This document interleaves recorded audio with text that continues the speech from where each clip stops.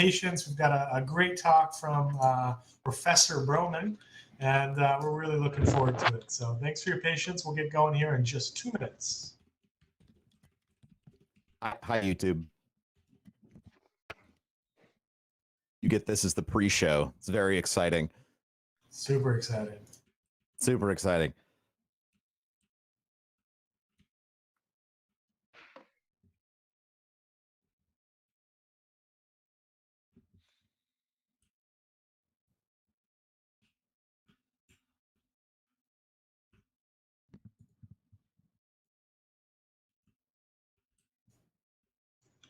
Is the fly still not working for the avatar?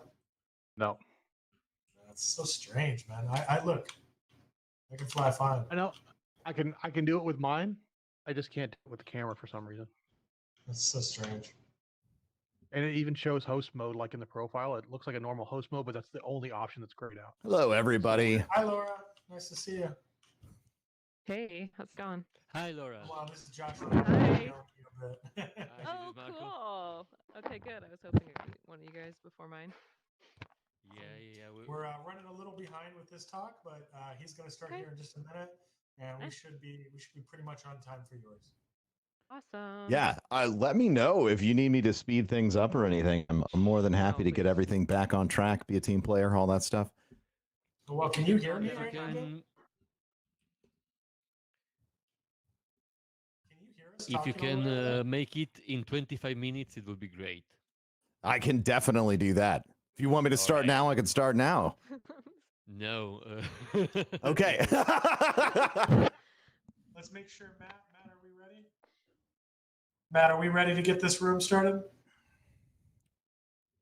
Hey, All right, that looks like a yes from Matt. So yeah, I'm still welcome, everyone. My name is Joshua Allen Young. I'm here with the XRSI and the XR Safety Week. Really excited for our next talk from Ben Bowman, doing immersive storytelling. Ben, please introduce yourself and go ahead and get started. All right, sounds good. Hello, everyone. My name's Ben Bowman. You might also, if my username is showing up, it's Professor Broman. I am from the internet, so I have two names. You might be wondering, why am I here to talk about video games? What qualifies this bald guy to talk about video games? So here you go. I have obviously been playing games my whole life. I have been in the content creation and gaming space for a decade. I was one of the first 100 folks to get 500,000 followers on Twitch back when that was a big number. And I have a Guinness Book of World Record, I guess, title for getting a world first in a MMORPG called Destiny. So that's my CV there. But honestly, I love stories. Stories have been a huge part of my life, my entire life, and stories are, in my opinion, a very strong and innate part of our human experience. And so the way that we tell stories to each other, because it's our favorite thing to do, really matters. So I wanted to kind of talk about the history of video games and the narrative approach that they have had, and how that can move us forward into thinking about the sort of things that we're going to be seeing when we look at the world through gaming and XR and VR. So I believe I got the emoji correct to go to our next slide. All right, good. We're here. All right. So I'd like you to meet our first character. If you've played Super Smash Brothers, you might recognize this rudimentary character as Ness. Ness is the lead character in a Super Nintendo era RPG called Earthbound. Now, what I loved about Earthbound from a storytelling perspective is that, unlike most RPGs at the time, it was set in a modern day, or 1990X, air quotes, modern day now, or retro setting. So you were just a normal kid inside of a satirical version of the United States called Eagle Land. A meteorite crashes into your backyard, and you rush out in your pajamas, and you end up trying to save the world. You go through a whole bunch of different experiences inside of this narrative, but one of the coolest things that I loved about this game is that it had a marketing campaign with scratch and sniff stickers. And I know that that doesn't, I mean, it's like the most 1990s thing I can imagine, but the scratch and stiff stickers ended up creating such powerful grounding memories for me that when I played this game when it came out when I was 8, that if I smell anything that smells like those scratch and sniff stickers, I immediately remember all of these key moments in the game. Um, it's incredible how our sensory experience and specifically smell builds memories for us and helps us experience stories. The cool thing about this game being set, you're a young kid and you're in a modern setting, is that the smells of the game are familiar to real life. So you get a scratch and stiff sticker that smelled like pizza because that's how you would heal your party. You could literally go to a store in a digital world, order a pizza, wait 1 real world minute, and a guy would drop it off.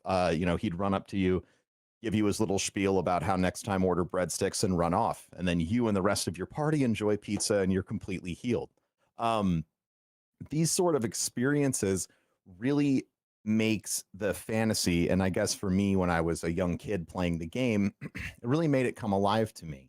Because you have this experience for me of watching a young kid go through this world that was like a little bit difficult for them to navigate, but there's still the fantastical magic that you experience with the magical thinking of childhood. So the enemies you encounter in this game and the things that you encounter in this game, I think I got the emoji correct to go forward. The magical thinking that you experience as a kid in this game really it really helped me connect with the story. The animals talk to you. The monsters you encounter are like scary records or crazed shoppers, things that you might encounter in your everyday life as a kid. And so you get this experience of reliving a world that is a little bit confusing for you.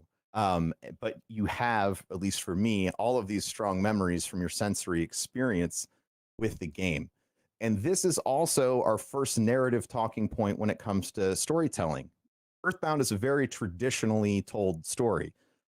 While you are interacting with the game and you are kind of guiding Ness and his friends on their journey, you are an observer. It's a narrative. It's similar to reading a book. There's set outcomes. Things aren't going to change that much. So this is our first starting point. Most of human history, this is how we tell stories, right? This is the story. It's not going to change. But then we move to what is my personal favorite game franchise series of all time, and a great example of taking a user journey from being a passive observer of an experience to an active embodied agent of that experience. So here you have Commander Shepard. Commander Shepard is a very amorphous hero. Commander Shepard can be a man or a woman, be any gender, any race, any sexual orientation. Commander Shepard, when Mass Effect came out, gave you an option to play as yourself, no matter who you might be. This was incredibly powerful because in a story where we are attempting to take the player, take the user, and give them a full embodied experience, we want them to feel as if they are themselves. And so the developers at BioWare really trailblazed with this game. They got in huge trouble when the first game came out because there were some alien sex scenes in the game, and people were like, that's intense. But Mass Effect really does accept this full broad spectrum of human experience. And from a storytelling standpoint, it gives you a expansive breadth of time to get to know yourself as the embodied character and your effects on the universe. Mass Effect is a space opera on the same scale as Star Wars or Star Trek. It's probably closer to Star Trek, but you start off as humanity's last hope. You're the best of the best, and you get thrown into this huge, messy situation, which slowly unfurls into you discovering what is going to be wiping out all sentient life in the entire galaxy, including the Earth. It's very intense. But along the way, you are making narrative choices. BioWare has always done an excellent job of pioneering ways to bring the narrative experience into your hands as a user. So the choices that you make in the first game play through this space opera all the way to the end. I've completed this series 5 times. 100%ed, which means I've done absolutely everything in it, probably twice. It is one of my favorite stories. And the incredible ability you have to make alternate choices in the middle, and entire groups of aliens or entire conversations and plot lines in the game will just get trimmed off because you made the wrong decision or you made the right decision. You decided that everyone should live, and the cost for making sure everyone lives is that it's, you know, more expensive to make this planet habitable. And those are really tiny things, but you are forced into situations where you have to make decisions about whether or not entire groups of sentient beings get to live. And when those choices come up, they feel intense because all of this time you are experiencing this story with a group of friends that you can see plastered across the wall. You have a giant cast of characters, and the relationships that you build with them, the things that you find out about them as both people, and the relationships that you forge, whether they're friendships, whether they're romantic, give you the experience of living in that world and making your choice agent through Commander Shepard. And then we get to my next most, and if you know me from anything outside of this talk, you probably know my association with this picture. Next on our narrative journey, we go from the user embodied as someone else to the user embodied as themselves. So Mass Effect is a story told from a third-person perspective. You still have a little bit of distance from Commander Shepard. And then this game, Destiny, along with many other massively multiplayer online games, enter the space. So now we go from a narrative experience that is singular, like in Earthbound, and singular, like in Mass Effect, to a world that is completely shared, that is completely social, and where you, as the storytelling agent user, you are inside the helmet of your guardian. You know, that is your Titan or your Warlock or your Hunter that is fighting through all of the hordes of aliens to save the world. Now, Destiny as well has an incredibly deep narrative structure. It's got a lot of mythological underpinnings. They're trying to tell a very large and complex and intricate story. And they give you, as the user, the power to enact your will upon that story. You are embodied in this experience. The other thing that comes around during all of this is streaming. It entered in between Mass Effect coming out and Destiny coming out. Now, the thing about streaming is now we begin to share this narrative with each other as we live it live. The foundations of what is going to become, or what is becoming right now, are sort of universal cross-reality experience begins to be embodied in these games. We're not just telling the stories ourselves, we're telling the stories with each other and through each other. The encounters in Destiny, even some of the most difficult ones, they are not something that you can take on alone. You have to forge a relationship in game and bring those people with you. This picture, if we could pop back one more, I apologize, I probably hit 2. We'll talk about Pokemon Go in a second. This is where if we were talking to a real crowd, I'd ask if anyone was playing right now, but I think we all have like screens in front of our face, so that's probably not happening. So you have to bring this group of friends with you to make this digital encounter happen. So now we have the experience of the narrative and the desire to continuously experience it, drawing people into real world interaction. The call to complete a raid is a call to find 6 players, and anyone who played Destiny at the time that this raid, the Taken King, came out, would probably tell you that it wasn't super easy to find friends in game, and it was probably really difficult to find a fire team or a group to play with on any forum. So the best raid teams, including mine and I just wanted to give a little shout out to my brother. This is my brother. His name's Sam. He's awesome. You have to bring your team together in order to accomplish things. So you have this call out into the physical space to bring a team together to get something done. And after you do that, you have a monumental experience. All right.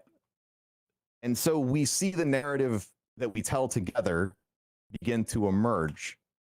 And so we move on to narrative telling or story experiencing together at a grand scale, completely embodied digitally and physically at the same time. Pokemon Go came out at a time when people were still trying to figure out why AR was going to work or why VR was going to work. There was these debates about, oh, well, you know, is this technology too heavy to use for video games? Is this technology really going to get at scale for video games? And then you have one of the world's most beloved IPs coming out and saying, no, we'll just make sure that everyone in the world plays this. Pokemon Go comes out and it completely transforms the way that gaming is perceived. And from a market standpoint, I believe it showed the foundation of a true AR gaming experience where people will leave their house. They will do incredible things in order to find the Pokemon they're looking for, to experience this shared narrative of going out on Pokemon Go Day, or I believe week. This is Go Fest. This is the part where I always forget words. But yeah, Pokemon Go Fest is incredible. You know, I played Pokemon Go on and off from like a fun standpoint for a while. And I took a vacation, and it happened to be the same week as Pokemon Go Fest. And I was like, you know what? I'm going to download this game again, and I just want to see what the experience is like. Because if in my mind I said, if people were still playing this, I bet I'll see them everywhere. My wife and I did a lot of traveling around during that week on our vacation, and everywhere we went, every single phone had Pokemon Go on it.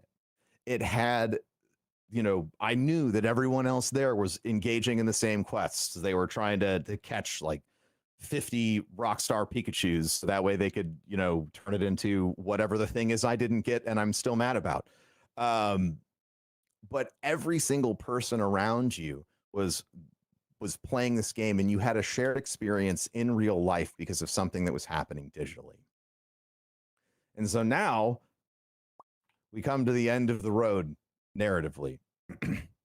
we have had this experience as humans that live on this planet of telling each other stories, and the ideal experience, the things that we're attempting to communicate with one another, they are not they're always limited by whatever sort of means that we have to communicate, whether that's words, whether that's painting, whether that's movies or music. There are limiting factors that don't allow us to fully communicate our ideas. There is a I have a clock going off. Oh, that's on my end. I apologize. This is that was my personal technical difficulties. I just had an alarm clock go off in my room. Thank you for understanding. Let me collect my thoughts. So we've come to a place where we are now used to sharing this narrative experience with each other in the physical world, in the digital world. And now with the advent of wide-scale consumer AR and VR, and the advent of things like Decentraland, where people are not just exploring the digital space as a game or as a communal experience, but as a full economic enterprise. This is a place where you are not just going and buying a game that you can absolutely play there, but you're going to build community in a physical place that is trackable back to you.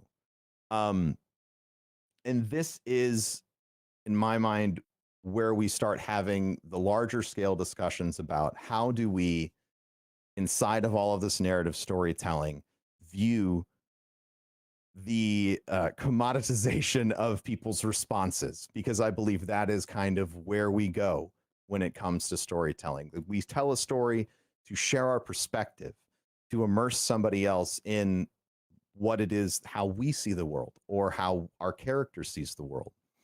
So now we have this framework around us that's built with cameras and microphones and continuously on experiences, and we have to consider, what do we want to share to keep telling our stories? What is important for us as an end user, now that we are embodied in this digital space that is in a way that will be recognizably us? What sort of protections do we need to build around storytelling? What kind of protections do we need to build to prevent AR becoming the motivator, right, of situations? Let's go back to our first character, Ness. I certainly wouldn't want kids running around in my backyard and rummaging through my trash for experience points.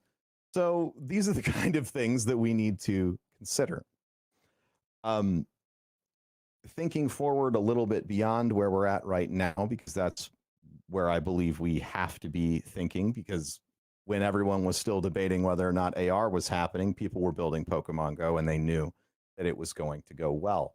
And right now we have a metaverse being constructed. We have decentralized currency everywhere. We have all sorts of unique online identifiers that are coming into play, and we have to start asking ourselves, when we are handing over this data that is a traditional part of our experience online, where do we want to start drawing the lines?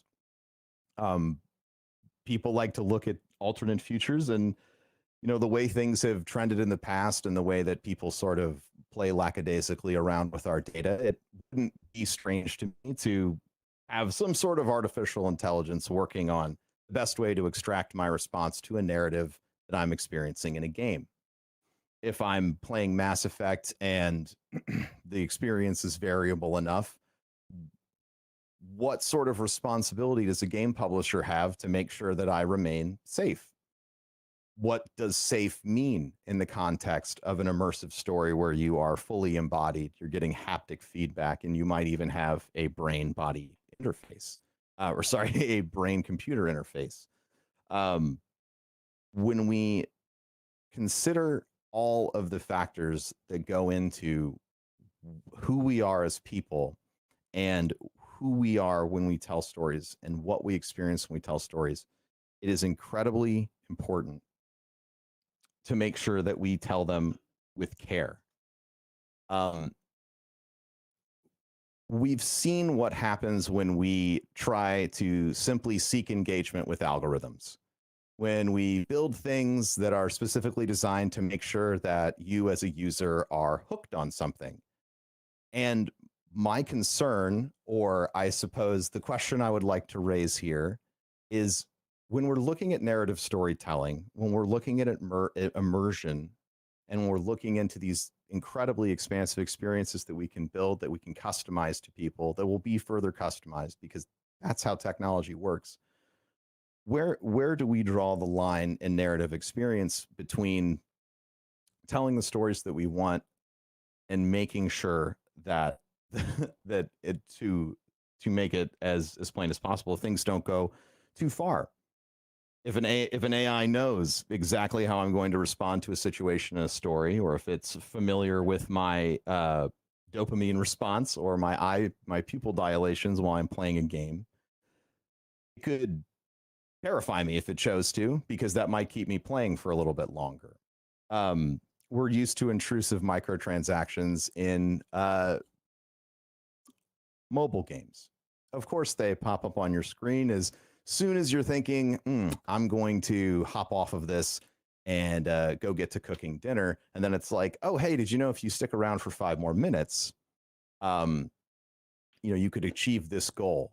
The concerns and the things that I want to make sure that I'm thinking about when we're moving forward, when we're thinking about how this applies to users at home, is how do we make sure that we are not pulling on the emotional levers in a similar way, and in many ways a stronger way? Because when we stop having this experience of being embodied through a screen and we start putting on a headset and we start having brain computer interfaces and we start living in VR, or expected to have a presence in VR, or whatever the strange future we might find ourselves in, it's going to be incredibly important to make sure that we, just like in real life, are afforded the opportunity as a user to disengage in an effective and meaningful way. Because if we don't do that, if we don't think about it now, we can end up in a situation in the future where we may or may not have the right to choose whether or not we want to stop using something. Our minds can be hacked and used against us to further tell whatever video game story we might be engaged with. Now, I am not bringing all this up because I think that that awful outcome is what is going to end up happening. But these are the questions that came to my mind while I was thinking about the applications of immersive storytelling through my experience. And I really, really believe that the advent of XR and the immersive VR and digital identity, NFTs, storytelling, whatever we might be able to experience in gaming and in the time to come, will produce some of the most incredible pieces of media and incredible experiences and stories that we're going to be able to share on a grand scale in ways that we never thought possible as people. And I want to make sure that we do everything we can to make sure that those stories are told ethically, with respect to people's minds and respect to people's bodies and privacy and data, whether they are in their own home or they're in a digital space. And I think I'll put time back for you all. And I will be happy to take any questions, which is usually what I would do at the end of this. And I'm not sure how to coordinate that, but I am here for at least a couple more minutes.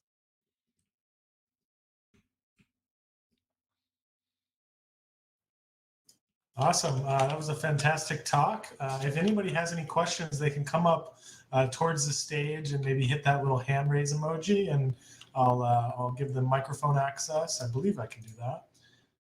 Does anybody have any questions? Sweet. You're just that amazing of a presenter. Just answer everyone's questions. No, it doesn't bother me at all. Thank you all for having me out here, and I'm really looking forward to seeing what all I can learn from everybody here during XR Safety Week. Thank you. Thanks so much, Ben. Yeah, that was a really wonderful talk. It's been a pleasure having you, and thank you everyone for attending and working through us through this first day of a couple little AltspaceVR bugs. I think we have maybe this person has a question with a hand raised. No. I don't know.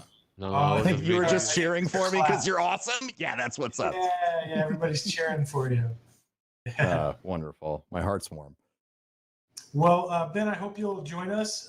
We're going to start up the next room now. So the way AltSpace works is that every event is a separate room. So you're all welcome to head out into the main lobby area and check the xrsafetyweek.org/agenda. We'll have the link to our next events where Laura Brown will be speaking, and we will get that started here in hopefully about 7 minutes. So look forward to having everybody there, and thank you again, Ben. Just a lot of fun having you. Thanks. Bye, everybody.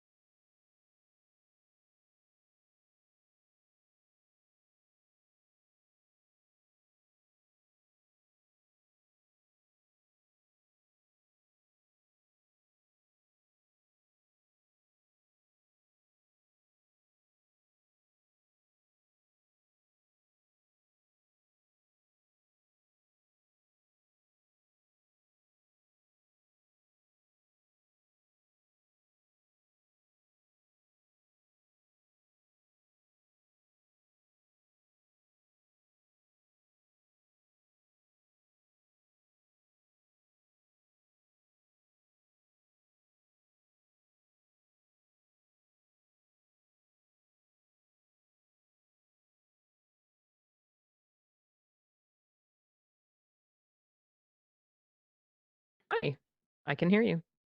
Had to plug in my microphone there. All right, on. Are you with the team as well, or are you an attendee? I'm attendee. Built the world. Oh, cool. Yeah, this beautiful environment is Finn and his team's hard work. Wow, it's gorgeous. And we designed the logo. Oh, very cool. Very neat. Looks great. Well, thank you. Thank you for having me here. Thank you for speaking. Looking forward to Of it. course. Yeah. I'm so inspired from everyone's talks today. Feeling great. Like it's working out great. Yeah, they've been really good. I'm learning a lot. Just a note for you. Mhm. Are you on Quest or are you on? I'm on the Quest 2. Okay, perfect. So when you want me to change to pass to the following slide, we need Mhm. to find a common gesture. I saw the previous guy doing this. Okay, yeah, perfect. If you're Like that? comfortable with that, it's great. Mhm. Okay, cool. Right. So I will stay behind and get ready. Okay, Matt, I think we're good to go. And Hey everyone, welcome. My name is Joshua. We're about to get started, probably just another 2 minutes. We're just letting people kind of trickle in. We're really happy you're all here and really excited for Laura Brown's talk here in just a minute. We'll get started. Cool.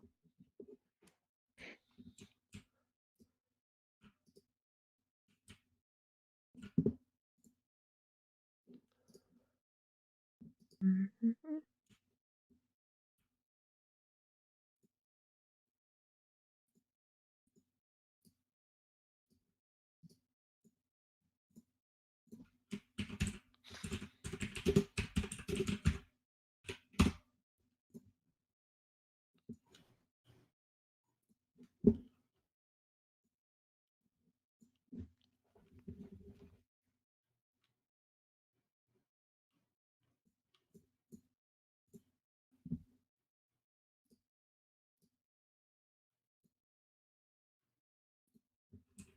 Nate, you're so tall.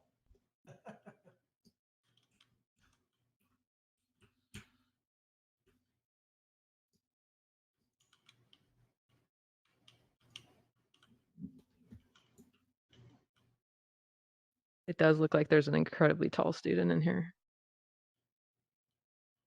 Yeah, I'm not sure why.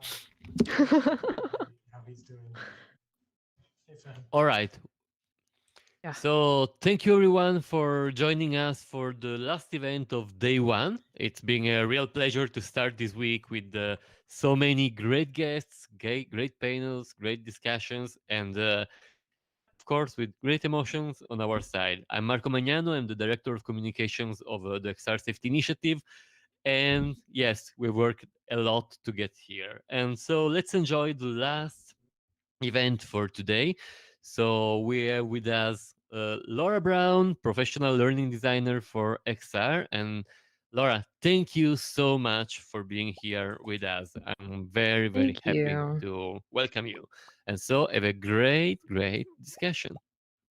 Thank you very much for having me. I've learned about the XR Safety Week in the last few weeks here, and it really blended a couple of my main focuses professionally together. So I work in public safety, actually. I primarily work in training police officers for de-escalation of mental health crises. So when folks are having a hard time at home, they'll often call the police for help, and I help train those folks who respond to those mental health situations. So I just wanted to frame the context of what I'm about to talk about a little bit because it is very specific. And I've also been doing some work in XR. I think, like most people here, I'm a bit of a nerd. I've been a gamer my whole life. I've been a front end content creator since the days of Angel Fire and X Pages back in the 90s, and working through mostly with 360 VR is what I'll be talking about today, but I'm also on several other projects that use fully immersive VR. So this is my first slide. If you can switch to the next one. So my experience as a learning designer and educator started when I was still in college. I went to the University of California in Santa Cruz and taught for a class called Writing Across the Arts, where we really focused on learning and honing skills of perspective-based storytelling. I don't know if anyone here has ever heard of the story Angels in America or seen the HBO miniseries. Seeing a heart, so that's great. Trying to get some feedback from the class here. It's a story that really revolves around multiple perspectives being taught simultaneously, from Roy Cohn of McCarthyism to a gay Mormon man to the wife of a Mormon man. Everybody's perspectives are sort of equally told, and it's quite an interesting one. So we read the screenplay, we taught the screenplay, we taught you're looking at the stage production version all the way here on the right, where we have the angel approaching our main character, and then you're seeing the HBO miniseries version in the middle, which is more of traditional film production. So when we're teaching writing across the arts, we're thinking about how do we how do we represent all of the factors that would go into storytelling in various mediums. So we did graphic novels, we did first-person narratives, we did one-man shows, we did film, and really thinking through all the resources that we have to do that. So I just wanted to give that contextual background. I've been a classroom educator for about 10, 15 years. This is by far the most unique stage I've ever stood on. So thank you for designing this. And there's my cat, if you can hear her. We can go ahead and switch to the next one. All right, so just backing up a little bit and thinking about all of if we look at XR or immersive storytelling as if we were writing a play and we think through what our props and staging are. I just want to go through a non-exhaustive list. I'm sure as I read through this, you'll think of things that you've used professionally or maybe you've thought about for a project. But all these factors go into play. So we've got our characters and whether or not they're going to be one that can be embodied by a player, whether they're non-player characters, if they're bystanders, if they're animated and automated. You've got objects in the environment that can be interactive or not interactive. You've got the environment itself, this beautiful, skyscraper, like this is just a beautiful building that we're in, thinking through the environment, sort of what emotions you're looking to inspire in that environment, whether it's a finite environment or not. If it's like Mario, I can just run on and on and on forever. Whether it's a static environment, if it's evolving, like maybe we have the rain start falling through these windows here. Time and distance can be manipulated. If you've ever played Super Hot, time is dependent on your motion, your activity within the game. If it's paced, we're thinking about audio, whether or not it's stereo, field of vision and visuals. We can produce 2D that's embedded, like you're looking right now at my PowerPoint that's actually embedded inside of an immersive space. 180, 360, fully immersive. Folks use heads-up displays that they build inside of AR or VR. I can simulate visual limitations like blindness, tunnel vision, peripherals, myopia, etc. I'm using immersive animation. We see haptics, super exciting, cool haptics like gloves and full body suits, Tesla suits that we can implement into gameplay, and things like locomotion. So you're teleporting to get into this room today. Other apps will have you walking. You can use an omnidirectional treadmill. There's so many possibilities for you inside of this medium. I'll have you go ahead and flip to the next one, please. And with a first-person simulation, we're starting to think about how this character that we're representing can be expressed within this immersive environment. Traditional games, and you've probably played many, characters often have a backstory, whether it's super simple or more pronounced. They have emotions, they have behaviors, all their mods can flip through all the behaviors and actions they can potentially portray. When we start to think about first-person simulation or first-person storytelling or perspective-based narrative, we're also thinking about things like environmental stimuli. How does the weather affect this character?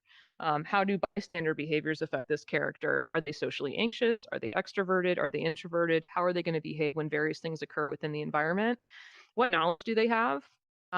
What have they been taught and trained? What intent may they hold in a different environment or context? So if I'm running, towards the edge, if I'm in a canoe towards the edge of a waterfall, what am I going to do? What beliefs do I hold? So if my character has a belief system, is it a faith-based belief system? Is it a culture-based belief system? Is it, as we'll get into with the next character I talk about from my work, how belief systems are changed by our surroundings? What are their emotions and activation levels? Are they excited, excitable, calm, sarcastic? What's going on emotionally? And then their sense of identity. So who does this character to themselves?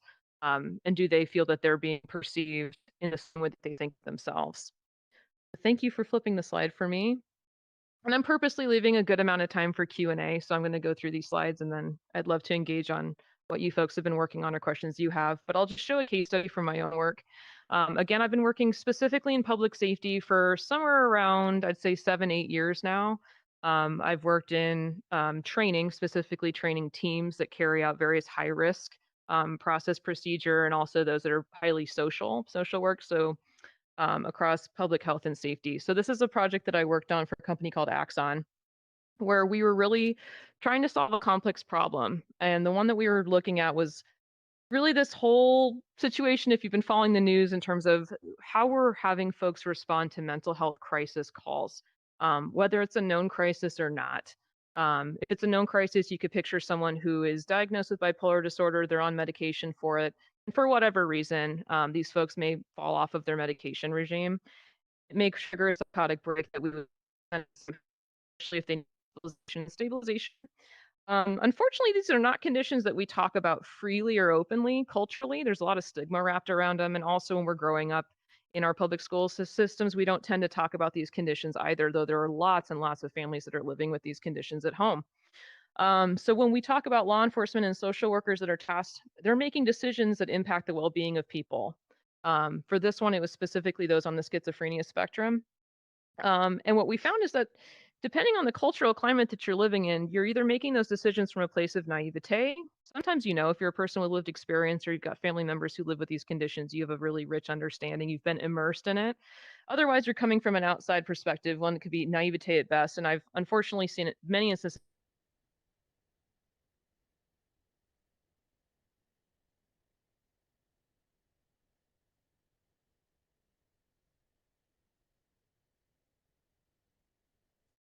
Laura, The immersive meeting was, I think you got muted. can't hear me. I can hear you now. Oh, I'm not on my side. Not on my side. You can? Okay. Hopefully that's not me. Oh, can you hear me still? Yeah, we can hear you. You can hear me? Great. Okay.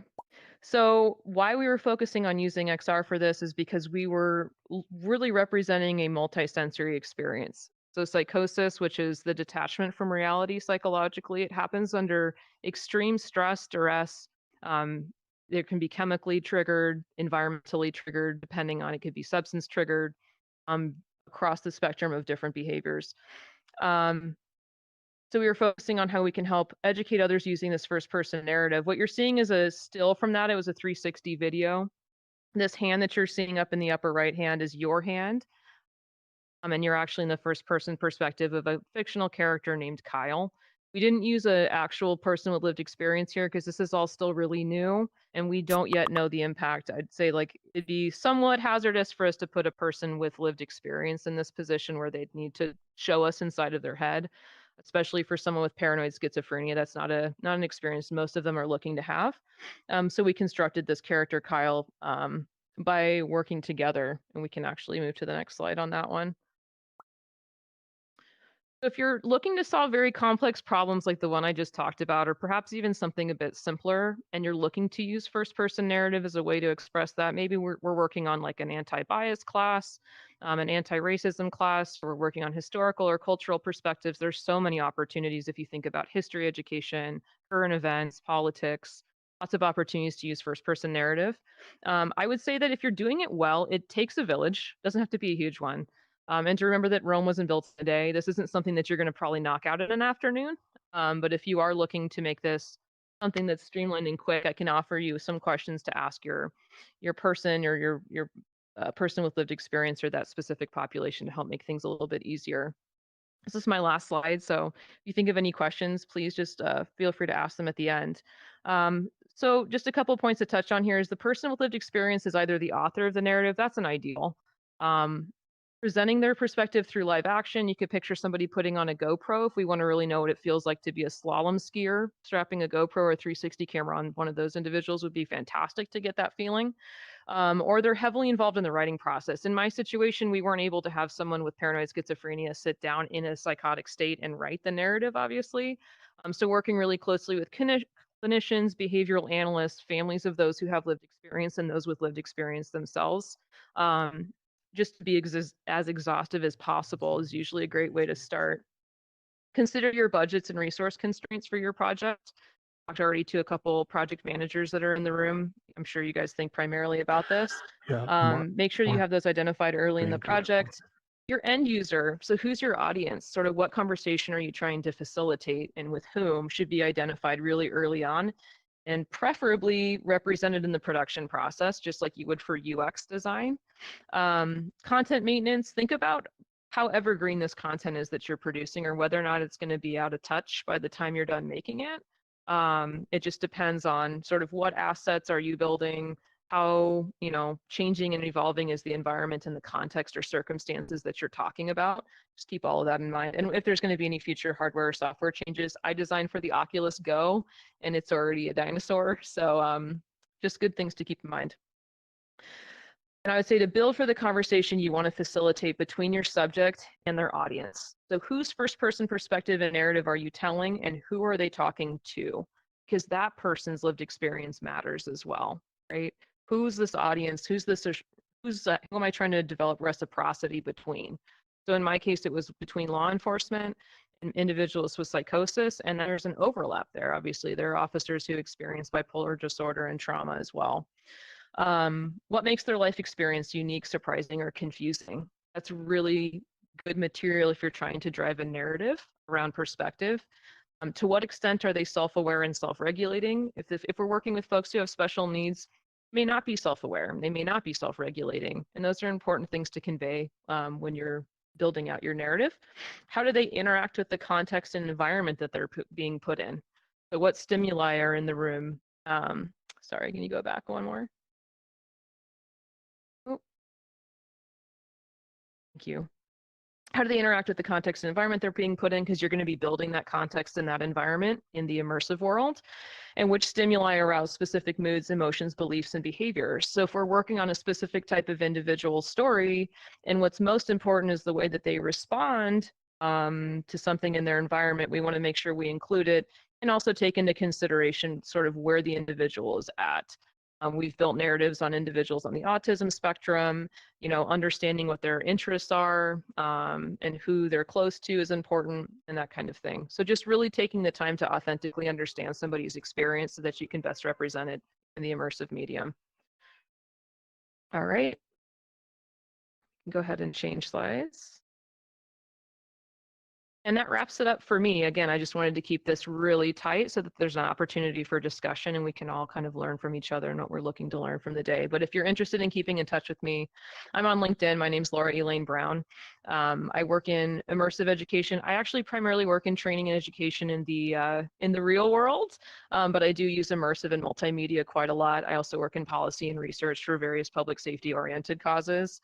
If you'd like to read more about Kyle, you can watch the full demo at this Vimeo link, and there's a couple articles out there, interviews just describing the nature of the work and why it's so important to learn about these populations. So that's it for me. Just a really quick one. Thank you. Any questions? Thank you for the emoji love.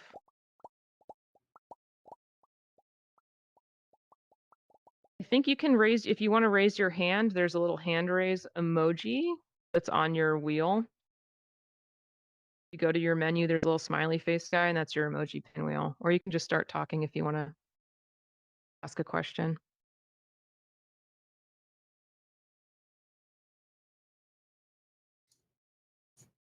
I'll ask a question. Please. I'm curious, you said you've designed for like the Oculus Go and it's already a dinosaur. You know, with how fast the technology is changing, is there any kind of emerging kind of new VR AR technology that you're excited about that you specifically think will be impactful for this type of experience creation? Yeah, I mean, right now, the last couple years focusing on how much more cheaply and easy it's getting to create mocap driven content, I think is a really big one for the work that we're doing here, where we're representing conditions, because articulated movement, locomotion, all these behaviors that come out through mocap and facial capture, there's just so much more enriched than what we're seeing. We look awesome in here, but if I was trying to guess what everyone's inner worlds were like from just looking at their faces, that might be challenging. I wouldn't necessarily use these avatars for training, though they're great for this context. So yeah, mocap has been really great.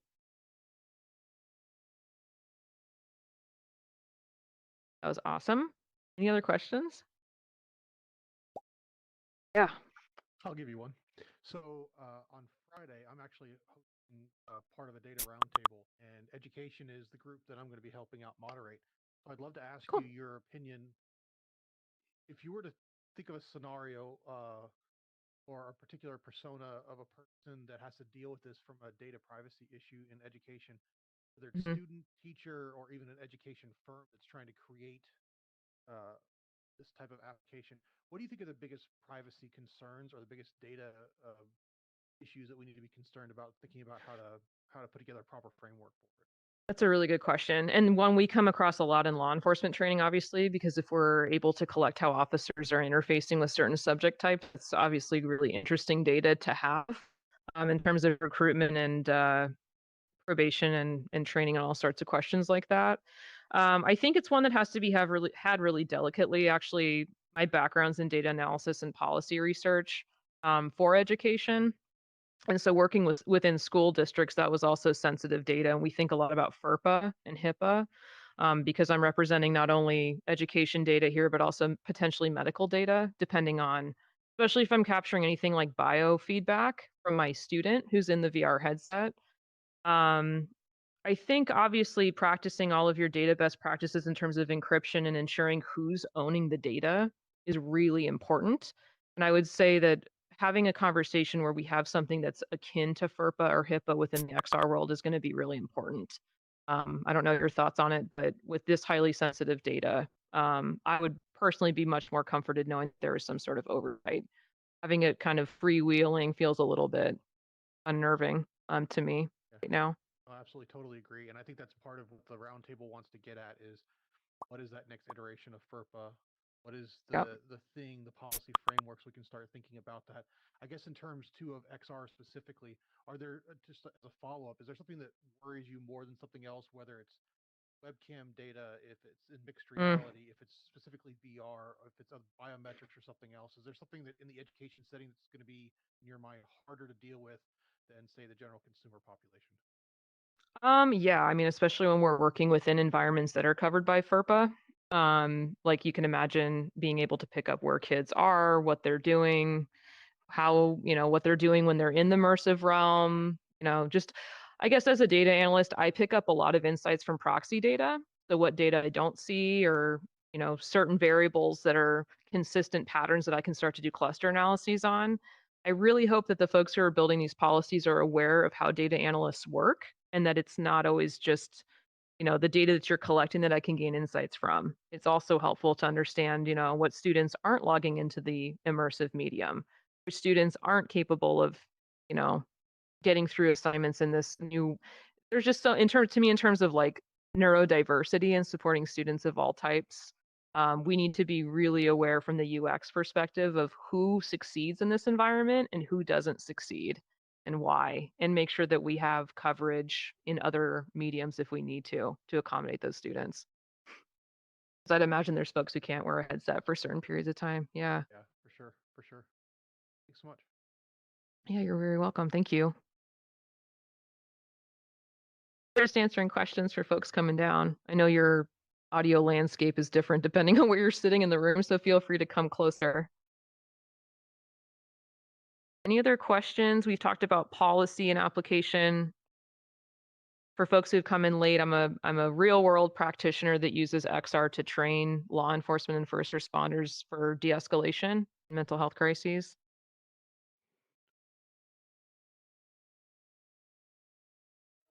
Any questions pertaining? I'd love to learn about what some of you guys are working on too. If anyone wants to share. Yeah. Yellow shirt guy, and then I'll get to awesome leather jacket gal. Go for it.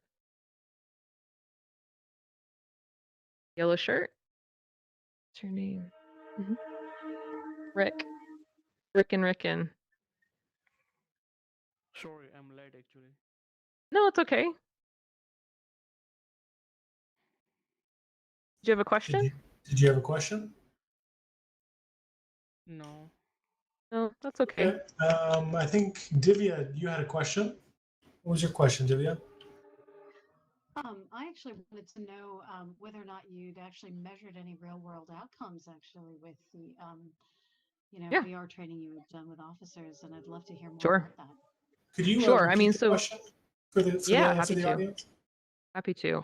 So the question was, have we seen any real world outcomes? And that's a great question. So I want to say there's three main levels of where we would measure outcomes for this type of a training. The first one is on the student to student level. So whether or not I'm seeing any changes in the confidence in working with individuals on this spectrum, whether or not I'm seeing increased comfortability, whether or not I'm seeing behavioral change in terms of the way that we use in de-escalation, we talk about time, distance, and cover. So finding distance from people who make us feel uncomfortable, taking our time and speaking with them and making sure that we're not going to get hurt. That's the first thing. So we integrate these, we call them tactics for lack of tactics as in strategy. We integrate these tactics into our work before we go out into the field. And we've run, when I was with this company, we ran, I'd say, several thousand folks through it in its entirety while they're doing defensive tactics drills. So the first time you go through something like this, you're probably not going to see a behavior change, right? You're learning something new. You kind of got to process and meddle on it. So what we do is active repetition. This hasn't been formally studied by an institution. All of the outcomes that we saw from this program so far have been anecdotal, and mostly because we're at the awareness level right now. I'd say that we saw those outcomes. We definitely had individuals who got quite emotional when they went through this experience.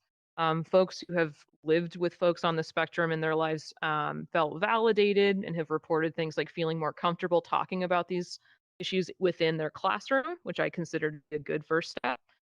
In terms of long-term so there's the individual, there's the academy or the class outcome, which is how does the class perform on a final exam.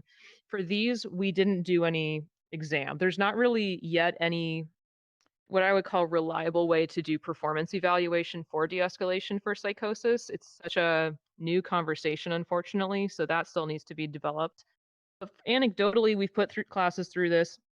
I've gotten some really intense feedback from some folks. You could imagine folks who are very um, there's a lot of stigma, right? So folks who are not very favorable of this population of people, a lot of criminals that are also experiencing schizophrenia. So I think there's just a lot of confusion and prejudice there.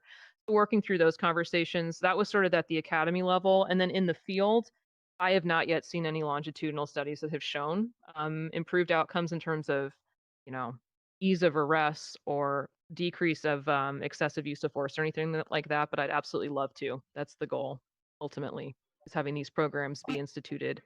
Yeah. Thank you so much for that. I was just also wondering if you had been able to. Oh no. I'm actually not sure how you're measuring reactions in real time, but are you actually using any biometrics to collect data No. while they're So in this VR? And is there any biometric data or biometrically inferred data that might be helping you assess the reactions? Sure. So there's several projects that are sort of trying to accomplish this aim. I'm on a different one right now that's using a completely different tech stack. For that one, it was taught in person. So it was very easy to get reactions because we were actually running practical drills and then putting them through this immersive video in a otherwise tactical environment. So we're having all these conversations offline and in person. Where we're able to attend to emotional reactions. And I would recommend that if you're doing work like this that can be hyper emotional, you probably want to do it in a safe environment where there's somebody who's trauma informed on premise, just sort of another safety layer there. But for these other ones, we've not yet done police training where we just have somebody alone. They are definitely overseen by a professional instructor and someone who's been trained in crisis intervention training and who has the appropriate expertise in terms of managing these responses. That's probably something I should have said in the beginning, but they're very heavily moderated classes. So they're not just taught in VR. We're teaching it in an actual classroom. Did that answer your question? I hope. Yes, no, thank you so much. And thanks for the work Great. you're doing. Thank you. Anybody else? We've got plenty of time if there's questions.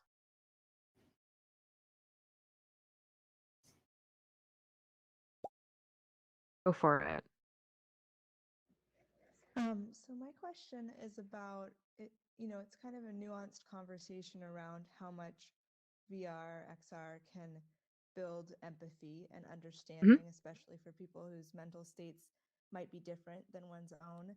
And so Mhm. I'm curious if you have, seen an increased understanding from the training that you're doing, or if you see potential for that, as well as what you see the limitations being around that. Sure. That's a really interesting one. And I've seen articles that call VR like an empathy machine. And there seemed to be like this really intense wave of empathy hype maybe a year and a half ago. Empathy is a really interesting concept to talk about because it's something that's facilitated in our minds. And not everybody's capable of having empathy for everyone. That's not like a thing we're all born with. We all have conditions. Some folks are incapable of feeling or taking on certain perspectives, and that's okay too. There are folks who live in different states of mind or whatever that makes that not possible. The purpose of the empathy train that we built and taking it from that perspective is assuming that we're capable of developing a deeper understanding of someone through a perspective oriented approach. Um, the understanding here is that the more we can achieve parity with reality, the more there could be potentially learning transfer into actual reality. And there's tons of studies I've seen, some good, some bad. I think they're starting to pick up in terms of the number of folks that are being studied as to whether or not that's true, what the contexts are, and who it is you're teaching. One of the things I've found in my experience is folks who are highly traumatized, folks who have been through a lot and have not had a chance to process some of the things they've seen in their careers. You can imagine folks who work in ICUs, folks who are first responders, social workers. It's a tough population to reach. Having that much trauma kind of on the day to day makes it really difficult to sit down and operate with a lot of executive functioning. And I think that's something that needs to be attended to. Is how much stress we're putting these populations of people through on the day to day and how that changes the way that they learn. If that makes sense. Is that Yeah, answer? definitely. Yeah, Insightful quote. totally. That's a great question. I think that's a really big conversation that we need to have is who are we training with this medium and how are they receptive to it? Great question. Any other questions? Anybody want to share anything that they're working on? I'm always We have one curious. more question that's being typed up right now in the background. Oh, cool. If you give us just Cool. 1 second, I think that will come through. But anybody else have any questions?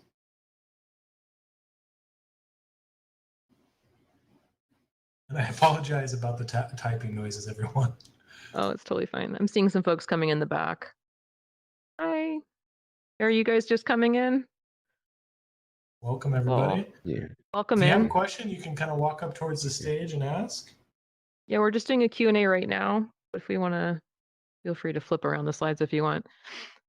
We're just talking about using perspective-based storytelling in XR. I work in public safety, so probably a more intense example than most folks would be looking for, but hopefully one that can be kind of grokked.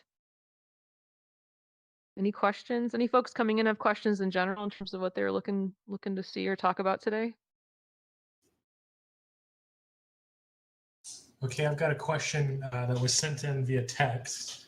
Are you aware of police doing data capture and using it in spatial training or other applications? Yes. Well, I don't know of any that's like a commercially out there program, but there's been conversations all over the place about using things like Matterport cameras for crime scene reconstruction.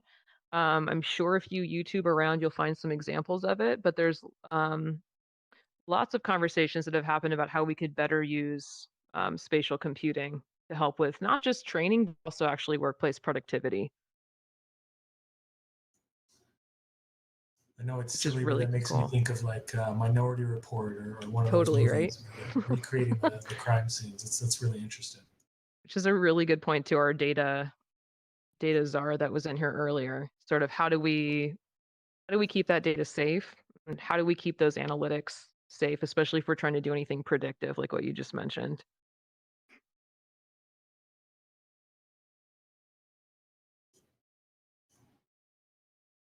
I'm trying to read body language and it's amazing. Anything else? Anybody else have a question or anything? Anybody here working on a visual storytelling, anything like a perspective based or just even a third person narrative? Anybody doing storytelling in XR? Interested in it? Have an idea? I guess I have a follow-up question since you bring in Sure. that point. Um, it's more on the storytelling side of things, but do you see a potential for, with these type of experiences too, the branching narrative realms and Mhm. how the different person's choices within situations then either inform a heroic journey or a tragedy, and how the learning can really happen through the choices they made, and they repeat experiences too, make different decisions, and choose different options in that space. That was a great question. So yeah, so this Kyle piece that was written actually does flip into the perspective of the law enforcement officer and take you through a branch narrative sequence to explore how different force options would draw different responses from this individual, kind of help you understand how he'd behave. There are several awesome companies out there that are doing police training using a branch narrative framework. It's always a bit of a challenge because we're always going to have, it's hard. You can never predict what's going to happen on these calls, obviously. To the best that we're able to get them prepared for the highest risk, there are some fantastic trainers out there that are doing that. But yes, that's a great point. And traditionally, we've seen simulators like Virtra. Virtra is a company that makes law enforcement training simulators using video as well. So doing branch narrative through actual splicing together of film footage to keep that photorealism. And there's also other companies out there that are doing fully immersive traditional VR with branch narratives in there. Yeah, challenging build, but a very, very worthwhile one. Great questions. Anybody else? Good point. Also, I think we mentioned journalism earlier. This is a journalism themed day, and I don't know if anyone's brought up the 360 based journalistic pieces. Has anyone seen any of those from way back when you could like go to Syria and see 360 videos, or go to protests and see those? I would Google those as well if you're doing research on the topic in terms of how XR and 360 media is changing journalism. Being able to empathize with refugees, being able to empathize with, individuals in foreign nations who are going through different political oppression. It's interesting. It's very emotionally impactful. If you haven't had a chance to check that out, I definitely recommend it. Ooh. Any other questions? Look at all the students that are lined up in the back. Interesting. All right. Anybody got a question?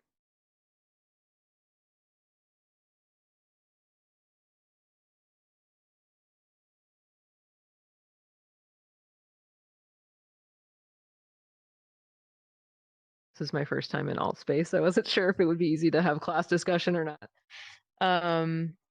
Cool. Well, if there's nothing else, I mean, I'm happy to wrap early. I know I'm the last person of the day, but if there's any questions, feel free to shoot me an email. My email is laebrown@gmail.com, or hit me up on LinkedIn. It'd be awesome to connect.